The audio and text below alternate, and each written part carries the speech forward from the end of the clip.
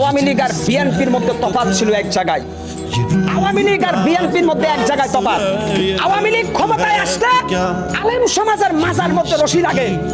আওয়ামী লীগ ক্ষমতায় আসলে মসজিদের ভিতরে শুক্রবারে জুমার নামাজের সময় ইমাম সাহেব স্বাধীনভাবে খুতবা দিতে পারে না। আওয়ামী লীগ ক্ষমতায় আসলে বাংলাদেশের বিভিন্ন তাফসীরুল কোরআন মাহফিলে আলেমরা কোরআনের কথা বলতে পারে না। আর বিএনপি ক্ষমতায় আসলে জাতীয় সংসদে কোরআনের আয়াত থেকে কথা বলে।